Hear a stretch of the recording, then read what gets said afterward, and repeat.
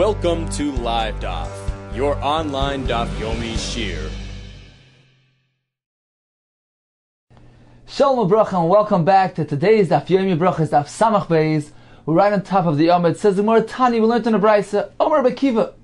Pam Achas, one time, Nichnasti, Achar Rabbi Shua, the Beis HaKisei.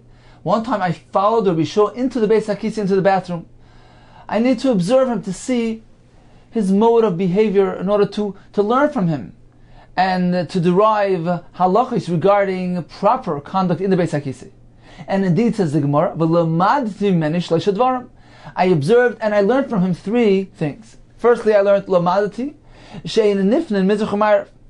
that when one relieves himself of solid, he doesn't do so facing east-west. Rashi explains this incident took place in the territory of Yehuda in Eretz Yisrael. And as we learned earlier, in certain places in that territory, one is meant to face away, not east-west, which is in the direction of Yerushalayim, but rather to relieve himself north-south. So indeed, I saw and I observed that he was careful to turn away from Yerushalayim, and he was not nifne mizrach u'ma'arav, ella rather tzafim v'darim, north and south. And I learned one is not meant to do so standing up, ella miyushav, rather sitting. The third thing I learned is lamadti shein mekanchen biyamin, one doesn't wipe himself with his right hand, ella b'smol, rather with his left. So there's three halachos, three proper modes of behavior that I learned from observing him. Homeli ben Azai. So Ben Azai challenged Rabbi Kiva. Ad kan, to this extent, he asked the panecha b'rabecha, you've displayed brazenness to your teacher, to your Rebbe. You went and observed him under these circumstances. It's inappropriate. Amar Leis, Rabbi Kiva responded, yes, Torah, this also is Torah, v'lilmad ani tzarech, and I need to learn it. Torah tells a person how to behave in any circumstance. Even mundane activities are meant to be imbued with spirituality. Therefore, I need to observe him, even under these circumstances, in order to know how one is meant to conduct himself. Torah, v'lilmad ani tzarech. Continues the Gemara, Tanya ben Azai Yomer. Pam achas, one time, nechnasti achar Rabbi Kiva, the Beis HaKisei. I followed Rabbi Kiva into the Beis HaKisei. V'lomadti mimenu shleisha dvarim. And I learned from him three things. Firstly, lomadti she'ein nifne mizrach u'ma'arav. I love tzafim v'darim. Secondly, v'lomadti she'ein nifran mu'umad, ela miyushav, sitting. V'lomadti she'ein mekanachem biyamin. We don't wipe with the right, ela b'smol, with the left. So these are the three things that I observed and I learned from Rabbi Kiva. Now, even though Rabbi Kiva already announced previously that he had seen these things by Rabbi Shua, so why wasn't this enough for Ben Azai? Why did he need to observe it himself? Could be that Ben Azai wanted to make sure that Rabbi Kiva himself conducted himself accordingly. It wasn't just that he was repeating over the mode of conduct of Rabbi Shua. He wanted to see if his Rebbe indeed actually does it in practice. And indeed, he observed that they did so. So this was the story of Ben Azai following Rabbi Kiva. Hamli Rabbi Yehuda. So now Rabbi Yehuda challenged Ben Azai. Ad kan, he asked panecha b'rabecha, up until this point, to this extent, you amazed panim, you were brazen regarding your Rebbe, and went to observe him under those circumstances. Amalei, so he responded the same way as Rabbi Kiva responded before. Torah v'luma dan itzarech. It's also Torah, I need to learn it. Continues more with another story. Rav Kahana went in, Gana Tusei Purya. He went and lied underneath the bed. Tusei Purya, underneath the bed, the Rav of Rav. Shamei, he overheard the Sach, that he conversed, V'sachak, and he was expressing himself with frivolity, and then proceeded, V'asatzrachav, and had relations with his wife. So he proceeded the Tashmish with light conversation, with some measure of frivolity. And this is what Rav Kahana overheard. Amar lei, so Rav Kahana called out in response, Dami pumi de Abba. Abba is a respectable term to Rav. And he said, Dami pumi de Abba. The mouth of Rav appears to be, it's similar, it sounds like, Kedeloi Sorev Tavshila, like it hasn't tasted the taste of a soup. Meaning, you've behaved with a little bit of you've displayed an excessive amount of desire approaching marital relations. It seemed inappropriate to him that he would approach Tashmish with such a desire, with frivolity. Omar lei, so Rab responded, Kahana, Hakahana Hacha, Kahana's here. Kahana, Hacha'at, Kahana. This was Rav Kahana. Kahana, Hacha'at, you're here? Poik, go out. It's inappropriate for you to be present now. Amar Loi, Rav Kahana responded in the same way. Torah v'luma denitzarech. It's Torah. This also is something I need to learn. V'luma denitzarech. I need to learn it. I need to learn the proper mode of conduct during marital relations, during Tasha Shamita. Continues the Gemara. V'pneima en mekan chamin. We learned before that we're not meant to wipe with the right hand. So what is the reason for that? Mipneima en mekan chamin ela b'sma. Amar Rava, the reason is as follows: because the Torah was handed to us with the right hand of Hashem. So Yamin, the right hand, contains a special chashivas, importance, its significance, and therefore we're not meant to degrade it and using it in this fashion. Shenemar, as we see, from the hand of Hashem was handed the Torah, which is nimshal to fire. Rava bar Vachana Omar, another reason, because the right hand is close to the mouth. Rashi says, Regilin, we're accustomed to lohishita lepet, to reach to the mouth with our right hand. Apparently he's speaking about, for instance, feeding ourselves. We use our right hand to put food in our mouth. And as the Farshim explain, since the right hand is there to feed us, to provide us with our sustenance, with our life, it's inappropriate to downgrade the right hand and to use it to connect it, to relate it to the waste, which is being ejected from the body, from the guf. So the same hand that's providing life is not meant to be used in that fashion. Says the Gemara, Reb Shimon Lakish Amar, Pnei Kisha Kosher but tefillin, because with the right hand we tie our tefillin. Reb Nachman Yitzchak Amar, Pnei Shemar but Tamei Torah, because with our right hand we display Tamei Torah. Rashi says this was a unique way of displaying, of signaling the nekudas of the words, the tone of voice, the tami hanegina of a Torah Nevi'im Ksuvim. This was a traditional way of moving your fingers around, moving your hands around, and expressing the proper tunes of Torah in that manner.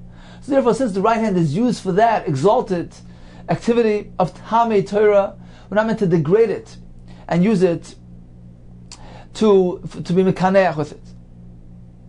Now, in halakha it's brought down that a lefty would have the reverse situation, since he's using his left hand to feed himself, to tie his tefillin, etc. So in that case, his right hand has the status of our left, and therefore he would wipe himself with his right hand. Says Tanoi, this is dependent on Machlekes Tanaim.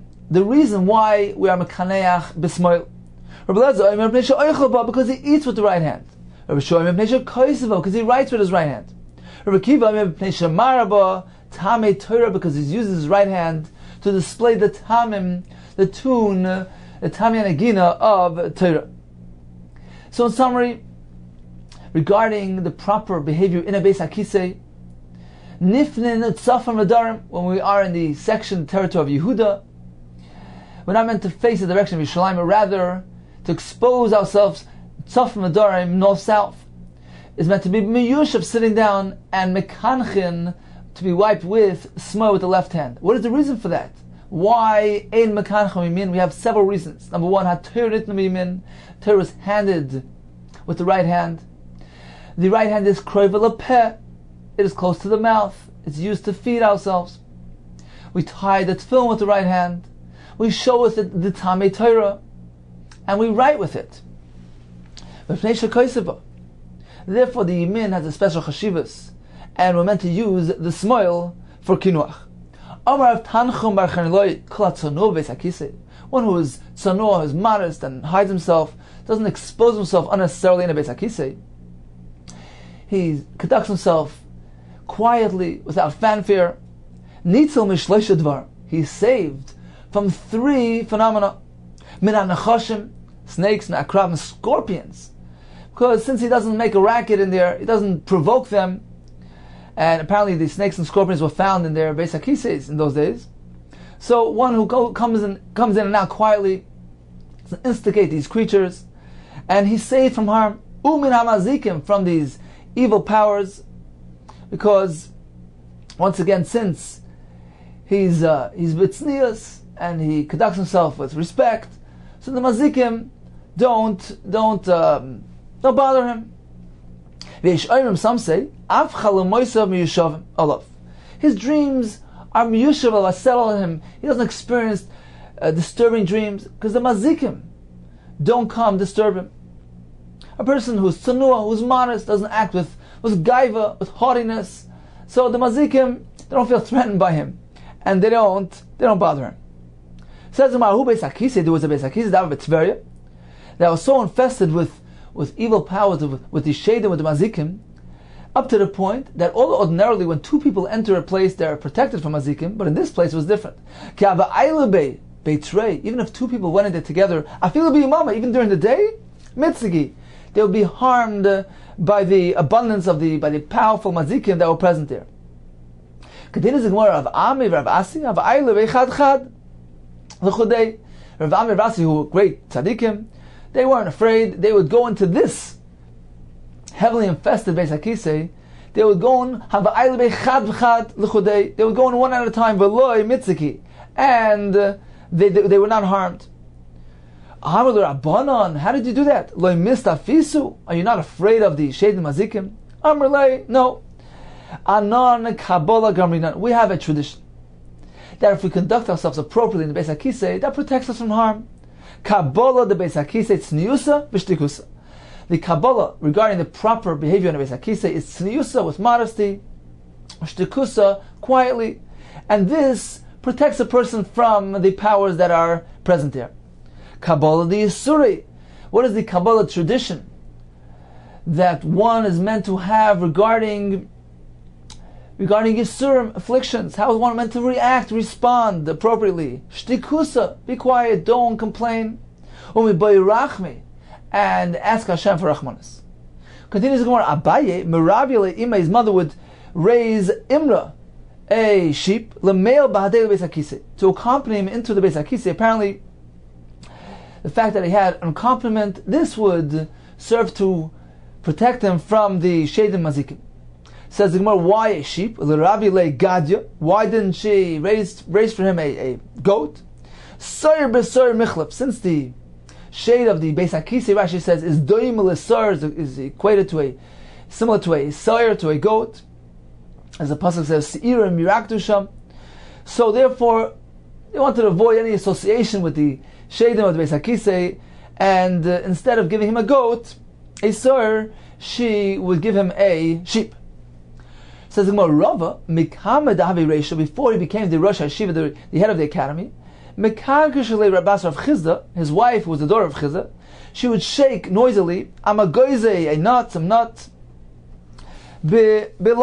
she would shake a nut in a container of copper to make some noise in order to somehow serve as a protection from the mazikim. Apparently, not only if 2 people enter, they're protected, but even if it's one person with some noise going on outside, that's also enough of an accompaniment, an indication that there's somebody else there, and it serves as a protection.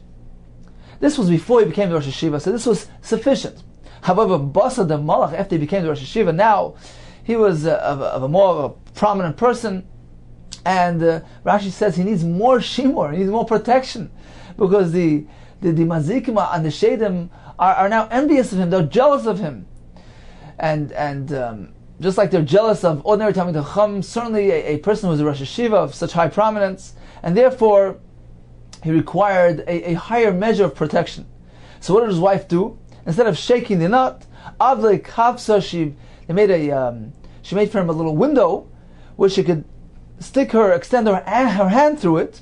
Uman Chalayad Areshin should place her hand on his head in the Beis HaKisei, so she would be outside and do this, protect him, put her hand on him so that he will have that shimur, that protection, that accompaniment, which would protect him from the forces. Continues Gemara, Amarullah.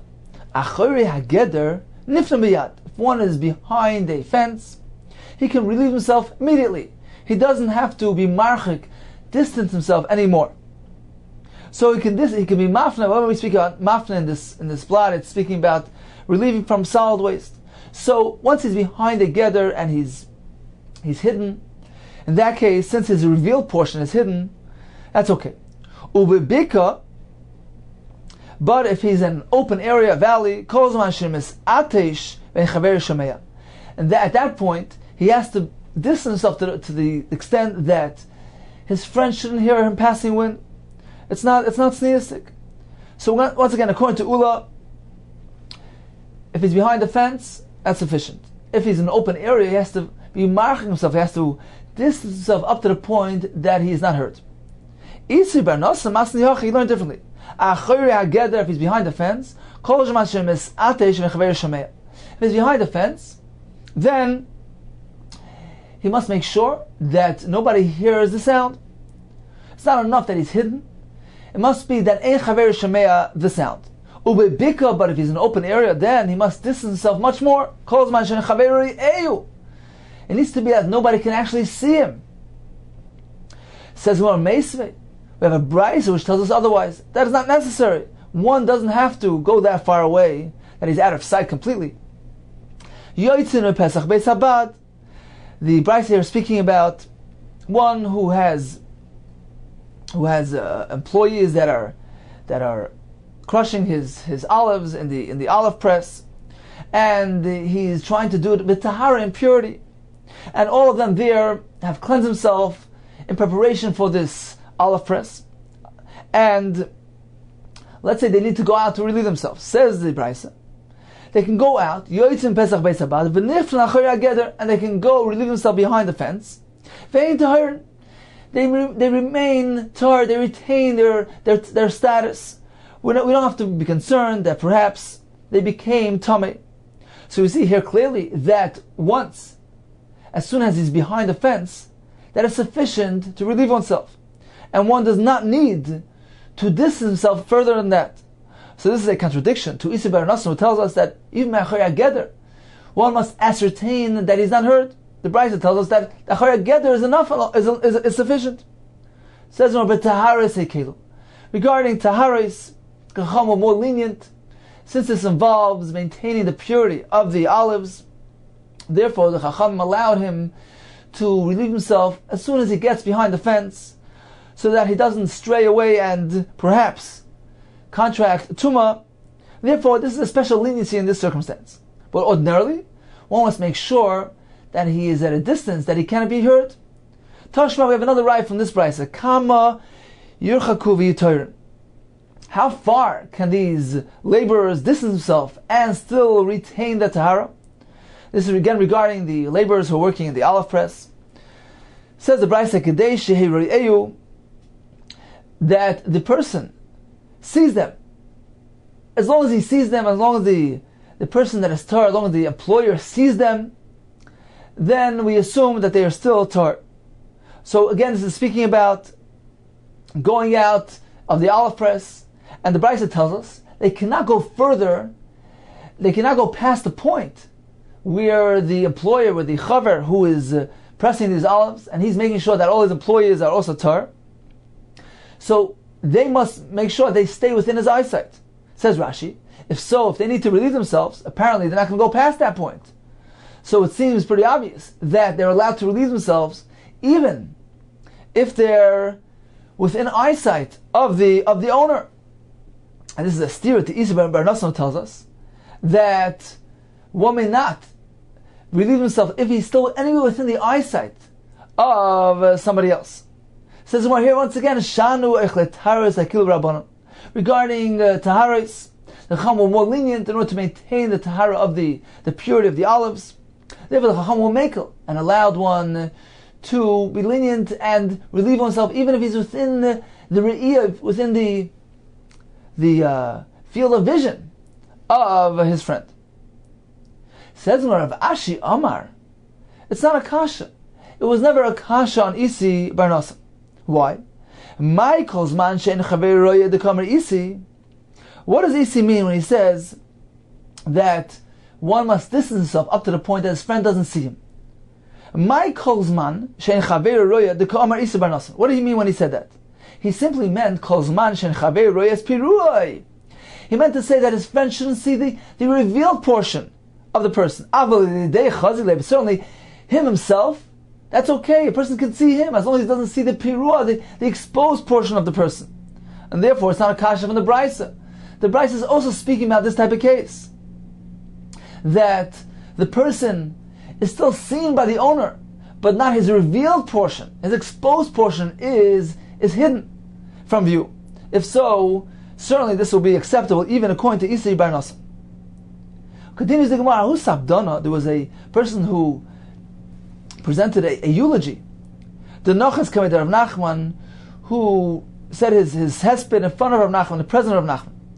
Omar, he said regarding one who passed away, as follows: Hai tzonua b'archoisav hava. This person who passed away was a tzonua, was modest in his archoisav, in his behavior.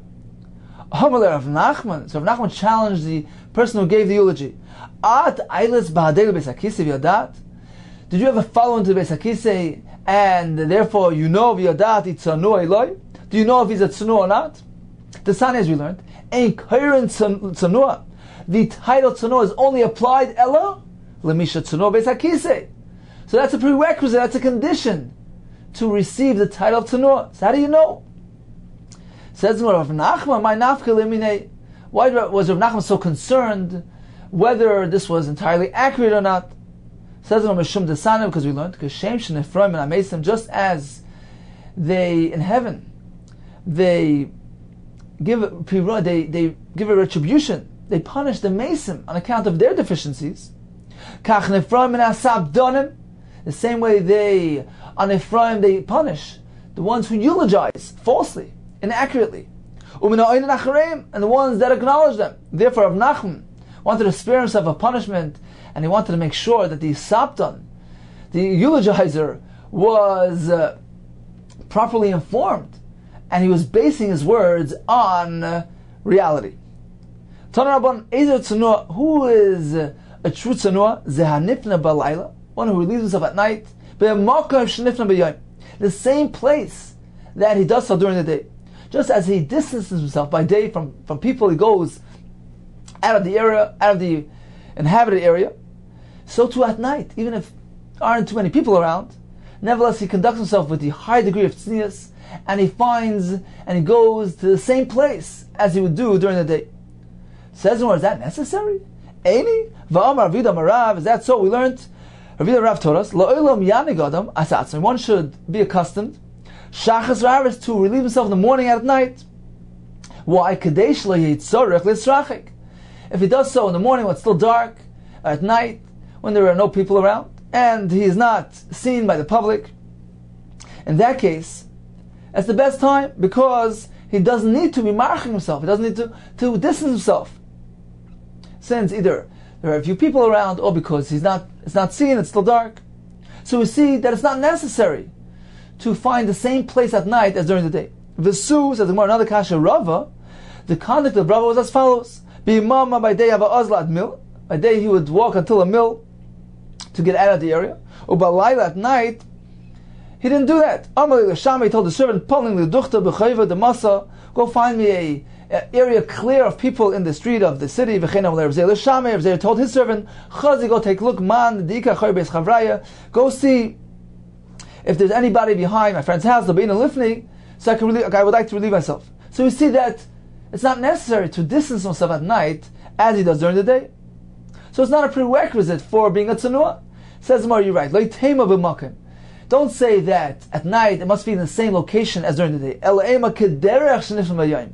That one who is a tzanua, he's meant to relieve himself at night in the same manner, in the same fashion as during the day, not to reveal himself unnecessarily, to do it in a sitting position, not a standing position, and that is a tzanua. Rav Ashi Amar, no, afilu tema b'makom. Even if you maintain that the title Tsanua is only applied to one who relieves himself in the same place as by day, what he meant was as follows. What he meant was that he should hide behind a corner. He shouldn't do it in a revealed area. Certainly he doesn't have to go that far as he does during the day to distance himself from people, etc. He can do it even closer by, but he should do it behind the Karen Zavis. Behind, if he has the availability of a Karen Zavis, of a corner where he can hide behind it, that is a true Tsanua. Gufa, we learned before, Amar Rav Yudah, Amar Rav Lo Ilam Anikad Adam Atzmo Yishachas V'Arvis. A person should accustom himself to relieve himself Shacharis morning at night, Kedei, so that Shlei Yitzarech L'Srachik, so he wouldn't have to distance himself.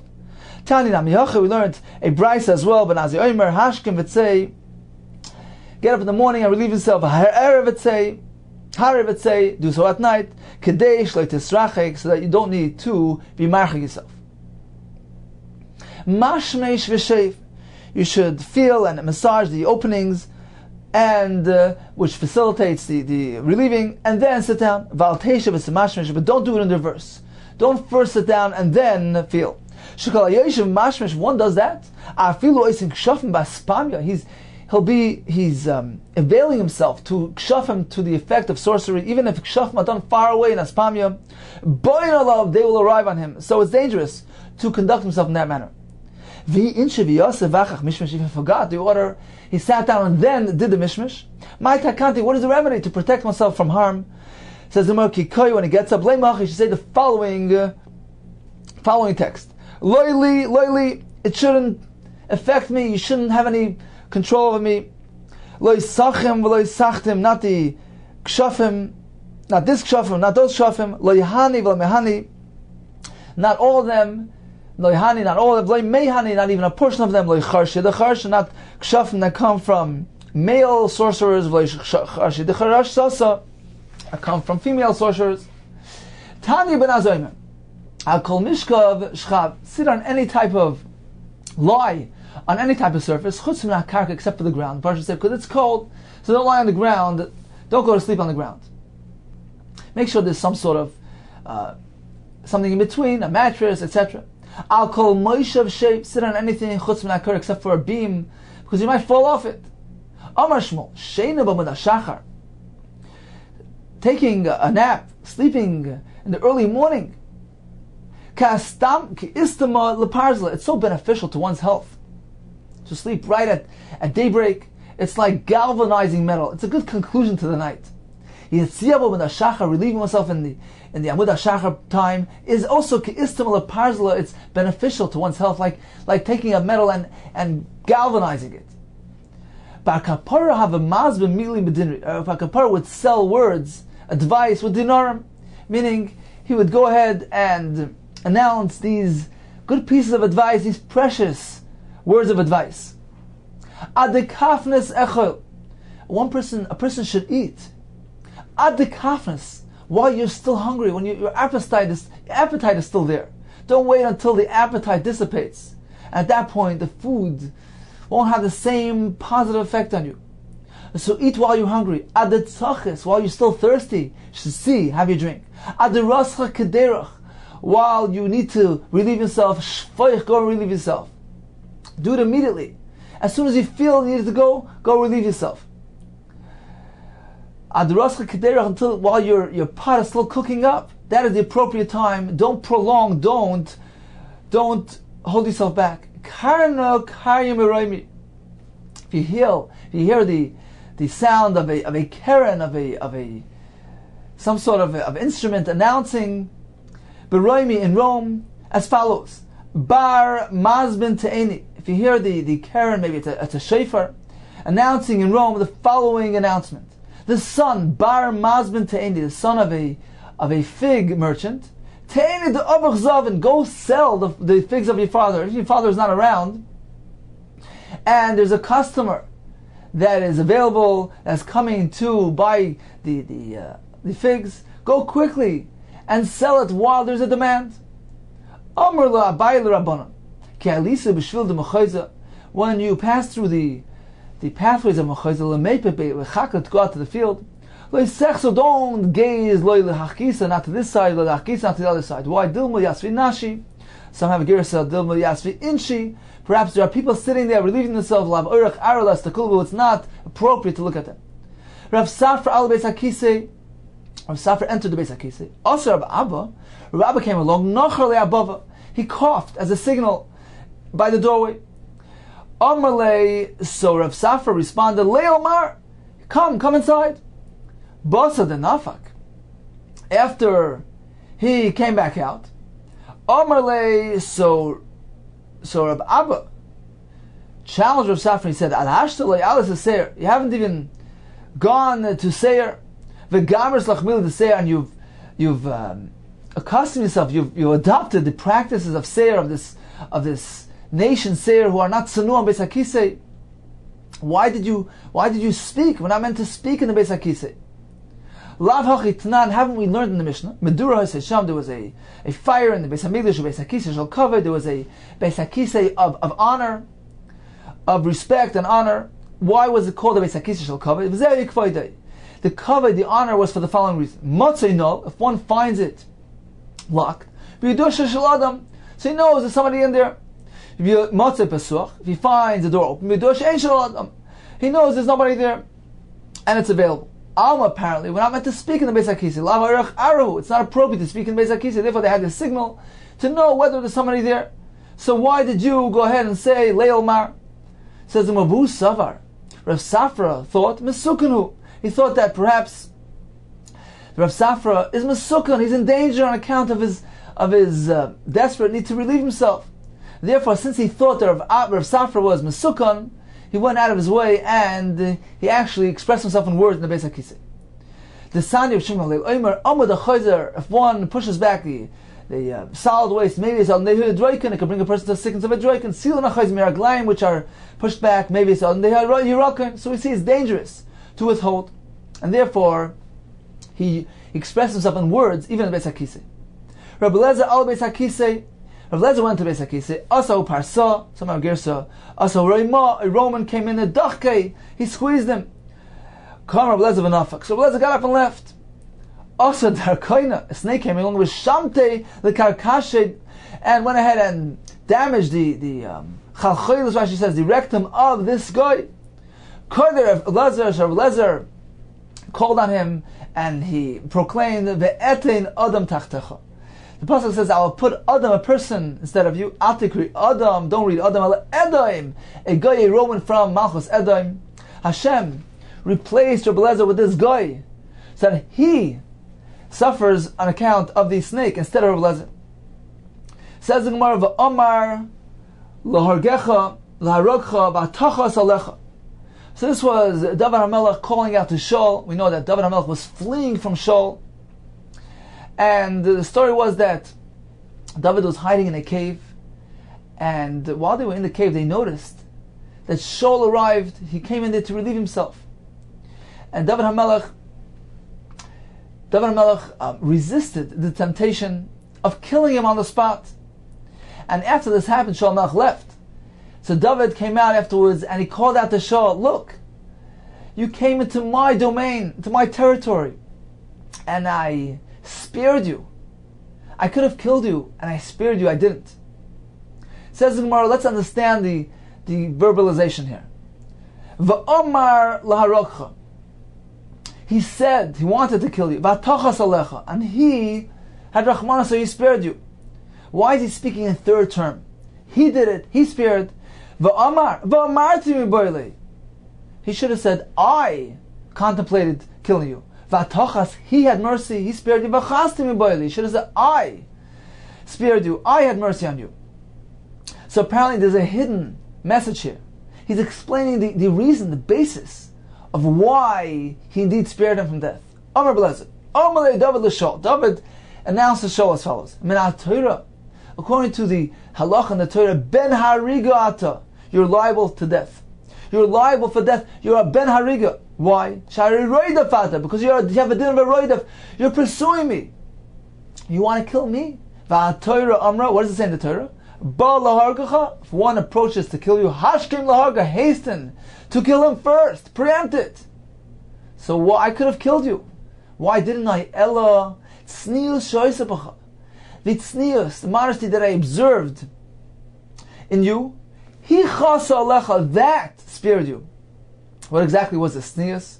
Says the Gemara, Mahi desiv ayavai el gidrois hatzoin al haderech v'shama ora v'ayavai shol hasachas raglov.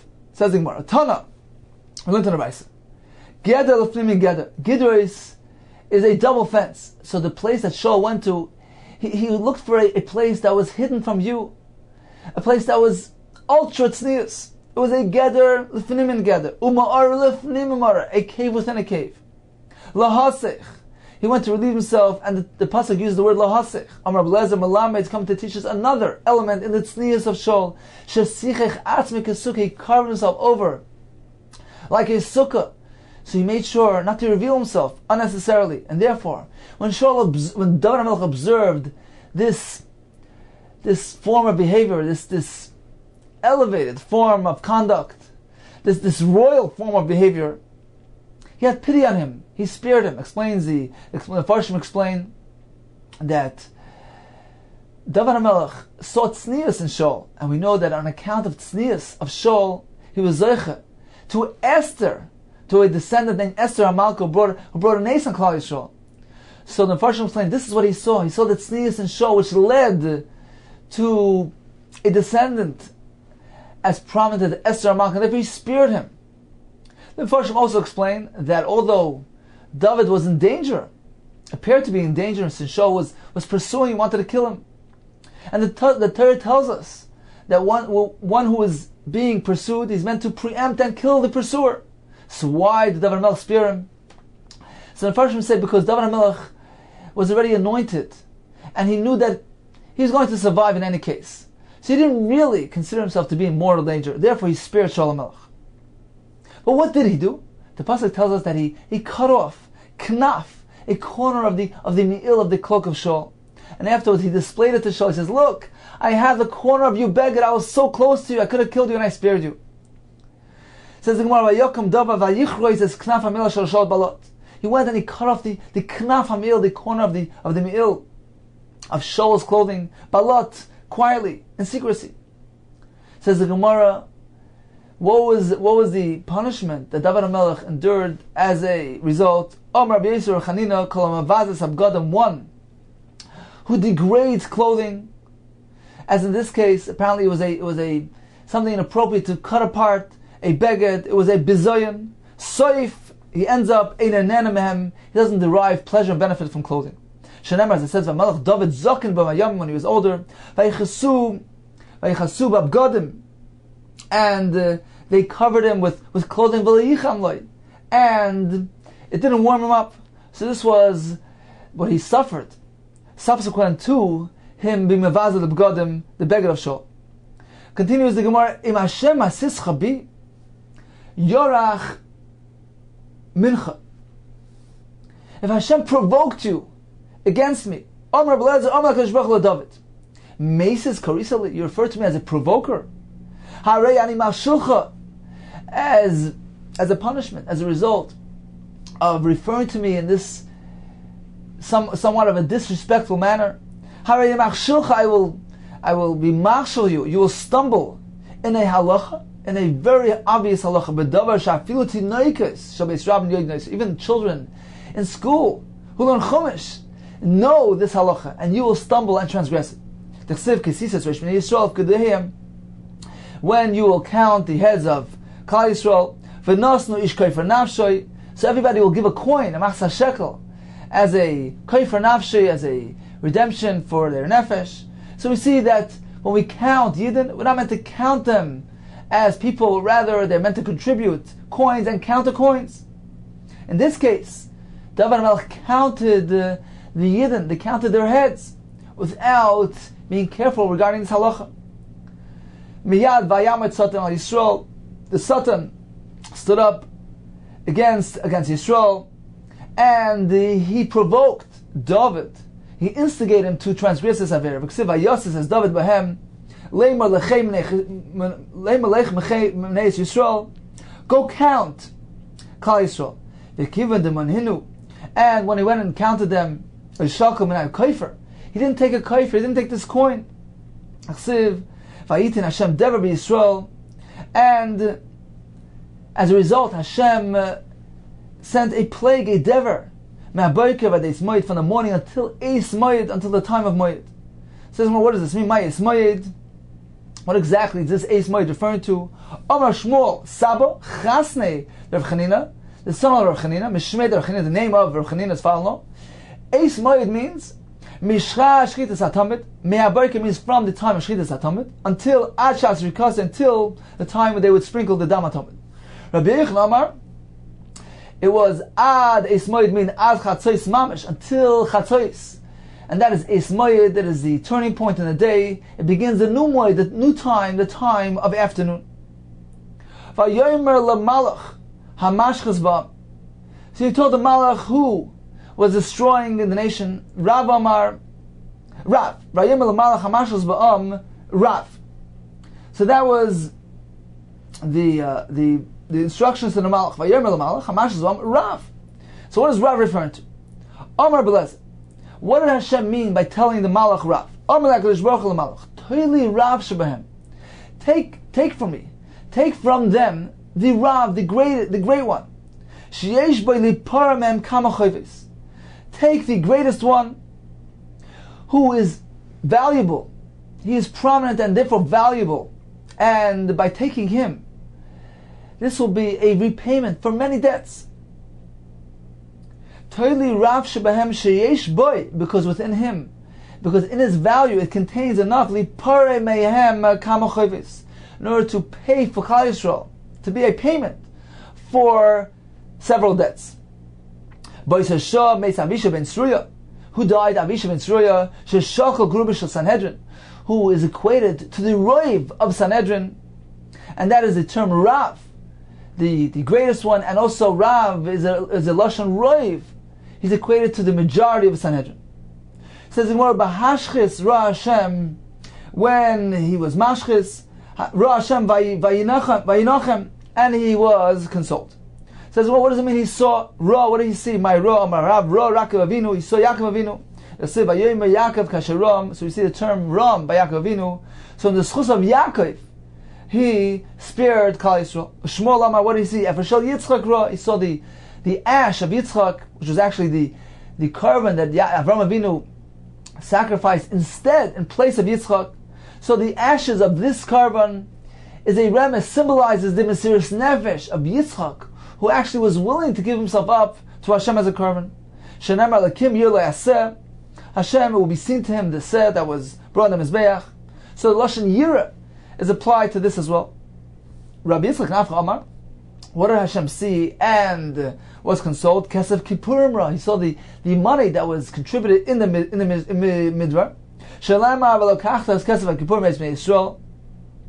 That the money, that you take the money that Klal Yisrael, the Kesef Kippurim, the money of atonement from Klal Yisrael, and the term Kippurim was actually a remes. It denotes that it's meant to be a kapara on the eventual event, on the future event, on the chet that will happen in the time of David HaMelech, when they will require kapara because they will counter without using coins.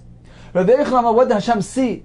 Beis HaMikdash Ra, D'chsiv Bahar Hashem Yira, Pligi Rabbi Yaakov, Idi Rabbi Shmuel Baruch Meni. Chad Amar, what did Hashem see? Kesef HaKippurim Ra. He saw the money that was given in the Midbar, V'chad Amar, Beis HaMikdash Ra. Mistaver, it's logical to say, Command Amar, Beis HaMikdash Ra, Shenemar, Asher Yomer Hayoim, because it will be said today, Bahar Hashem Yira, that in Har Hashem will be seen. So we see that the Torah makes reference to today, nowadays, even later generations. The vision of Beis HaMikdash will be seen. When it will be seen? During the time when Hashem will have to use that vision, that Re'ih of the Beis HaMikdash, to stop the tzara, the misfortune, the tragedy that was occurring to Klal Yisrael. Continues the Gemara, L'yikonis Adam L'Har Bayis V'makloi. One doesn't enter the Har Bayis with his staff, with his shoes on his feet, with his money pouch, and also he doesn't make the Har Bayis into kapandraya, a shortcut. My kapandraya, Amar Rav kapandraya kishma. indeed is a shortcut. So in the certain languages, kapandraya means a shortcut, and that's what it means. It's disrespectful to walk through the Har Bayis as a shortcut. For Rav Chana bar Adam Samar dar Mori Amar, kapandraya is actually a acronym, a combination of a few words. Kamanda Amar, like one says, Kamanda Amar Inish, like a person says, Adema Kifna Adori. Instead of going around Dori, the row of homes, Eoba, let me walk through here, let me do it as a shortcut to avoid going around and around. So Kapandraya is a short version of saying Adema Kifna Adori Eoba. Omar Nacham Amar Abavu Hanichnas Beis HaKnesses Amanas Sheloi LaSois Kapandraya.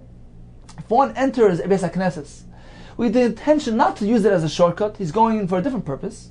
So once he's in there, Mutar LaSois Kapandraya, he can continue and use it as a shortcut.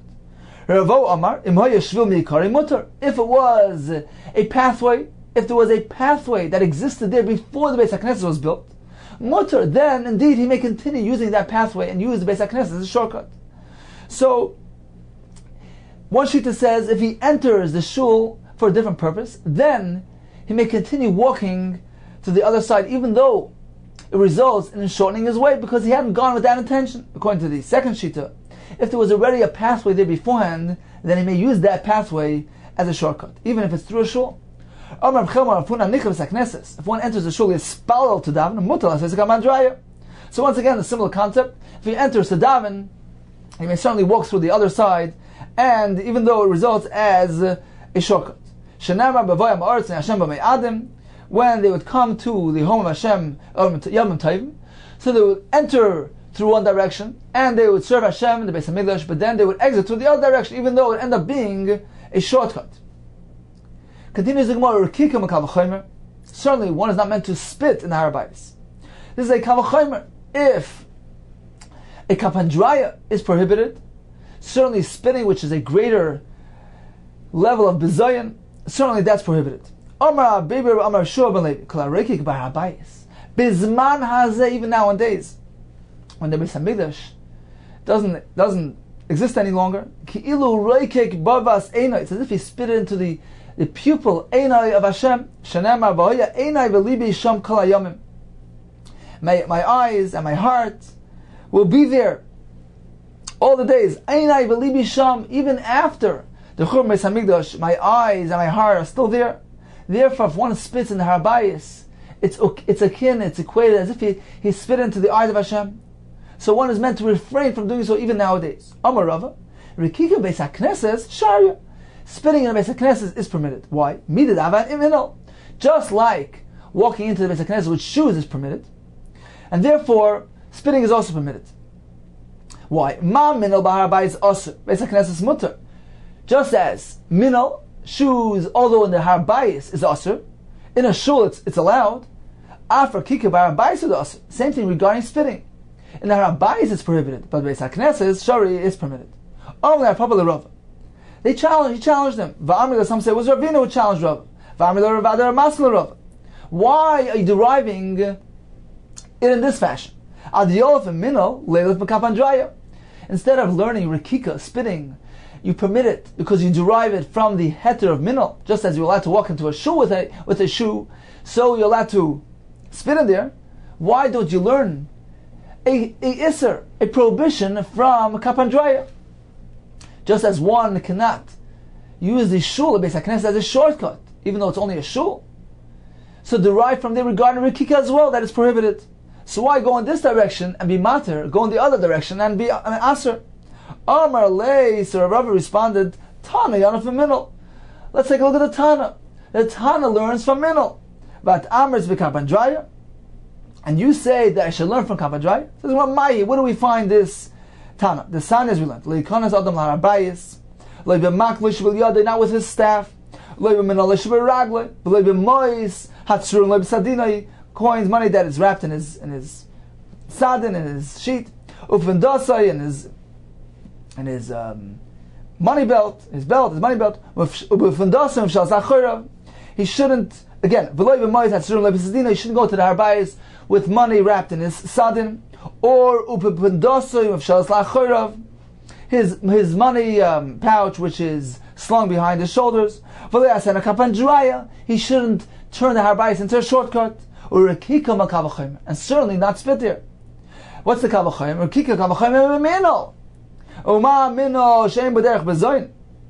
If we find that minol is not really derech bezoyin, the Torah says, the Torah says, this is Hashem speaking to Moshe, remove your shoes from your feet because the place that you're standing on is a makam kodesh.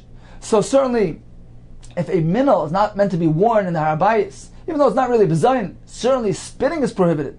Rikika shederech bezoyin, which is a degradation like kolchkin, certainly it's asr on harbayis. So we see that the Tana compares one to the other. We compare rikika to minol.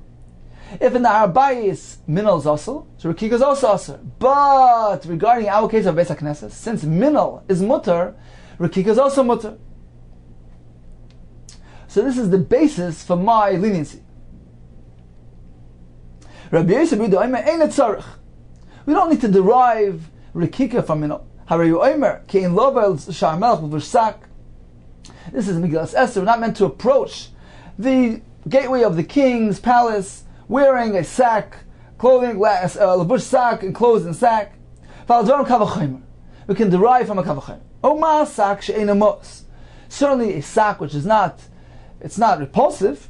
And what is it speaking about over there? It's speaking about a human king. Kach, one is meant to conduct himself with proper respect and not wear the sack. In that context, rikika regarding spitting shema usa, which is repulsive, and also number 2, lifnei melech malcham lachim, in front of Hashem, the King of Kings, in the harbayis lekoshkin, certainly one is meant to refrain. So this is the machlekes in the brayso. What is the source for the halacha of the prohibition to spit? According to Tanakam, it's learned with the kavachomer from the Isser Minol. According to Rabbi Yehuda, learned from the pasuk in Megillas Esther.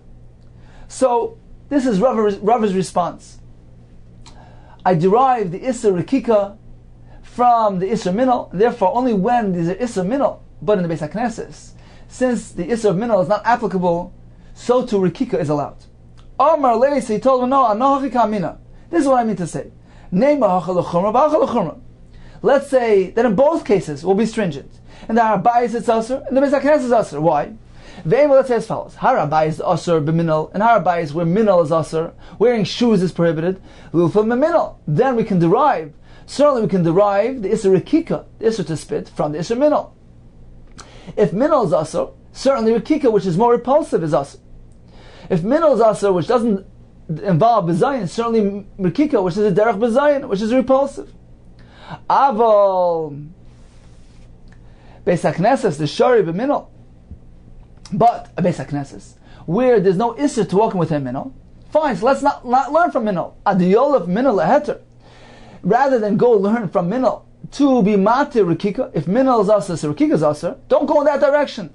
But rather, nail of mekamadraya leser. Why don't you derive from the halacha kamadraya? Just as a shortcut is asr, even in a shul.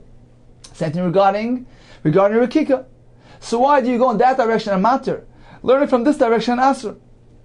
Elam Rava says the following is the basis for my heter. Ki beisai. We compare the Beis HaKnesses to one's home. Ma beisai, just like in one's home. Akapandraya kaput inish. A person is particular about not turning his house into a shortcut. Arekikyo mino loy kaput inish. However, regarding spitting and wearing shoes, a person is not particular. Beis HaKnesses also demand the same degree of respect. Kapandraya da'asar. Making it into a shortcut, that is prohibited. But rekika, spitting minol, wearing shoes, shari is certainly allowed. So that is the basis for my heter. So in conclusion, regarding a kapandraya, regarding minol, regarding rekika, a kapandraya, which is a shortcut, that is asr in the harbayis, is asr through a shul. There are some exceptions. If one enters kapandraya without the intention of turning it into a shortcut, in that case, he may continue, even though he's going out to the other direction, and it will result in shortening his path, shortening his route. The second case was if there was a shvil mi'ikari, if there was a pathway in that location before they built the Beis HaKnesset, then he may continue using that area as a shortcut. Regarding minol, in harbayis it's asr. In a Beis HaKnesset, it certainly is mutter. Regarding rikika, Rava maintains that although in harbayis it's mutter, it's asr, But in a Beis HaKnesses, it's mutar, because we equate the level of respect for a Beis HaKnesses to the same level of respect that a person would apply to his own house. And certainly a kapandraya, one doesn't make his house into a shortcut regarding rikika. Since one is not particular regarding that in his house, one need not be concerned regarding rikika even in the Beis HaKnesses.